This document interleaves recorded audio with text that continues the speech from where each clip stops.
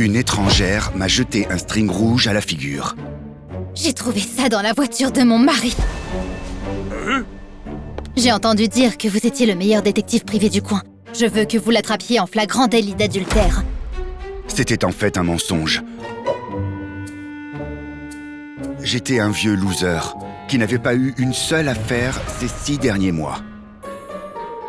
Mais je n'allais pas le lui dire. Faites-moi confiance. Je suis un professionnel.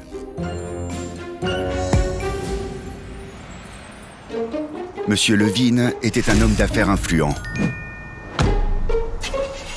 Et je n'avais aucune chance de le suivre dans mon vieux tas de ferraille, sans attirer l'attention de l'équipe de sécurité. Alors, j'ai décidé de recourir à un autre plan. Ma femme travaillait dans une boutique de lingerie de luxe.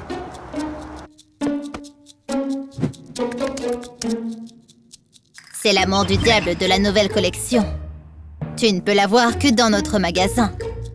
Je t'en achèterai un exactement comme celui-ci si tu me dis qui était l'acheteur. Mais chérie, les données des clients sont confidentielles. Je ne peux pas te les donner, ce serait illégal. Elle avait raison, mais j'avais tellement besoin de l'affaire que j'ai dû recourir à des méthodes illégales.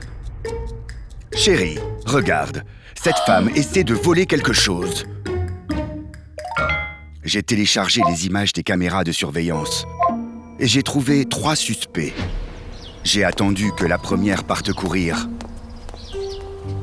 Mais ce n'était pas elle, car toute la lingerie était là. La seconde a emmené ses enfants à l'école, mais ce n'était pas elle non plus.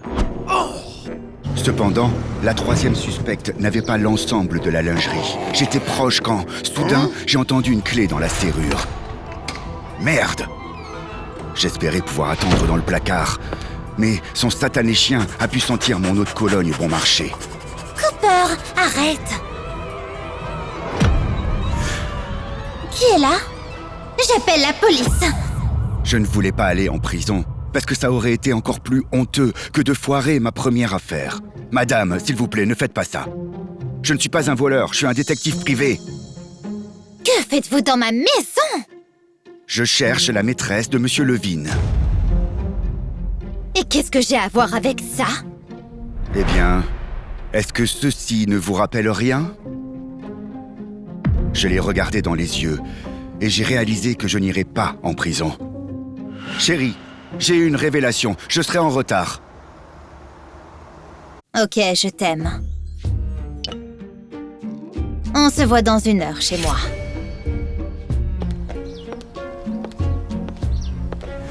Attends, tu n'as pas peur que ton mari nous attrape? Cet idiot se balade en ville avec mes sous-vêtements. En plus, il ne sait pas que la 2e pièce de l'ensemble de lingerie est sur moi.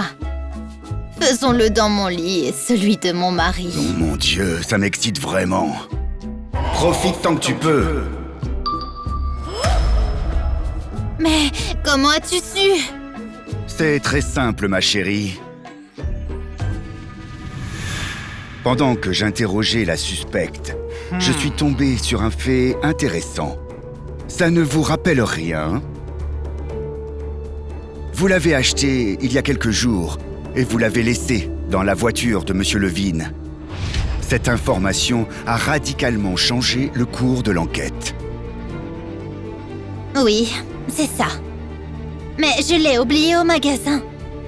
Mais quand je suis retournée le chercher, il avait déjà disparu. Cela m'a fait réaliser que j'avais encore une fois tort. Mais mon erreur m'a conduit à un nouvel indice. J'ai regardé la vidéo une fois de plus.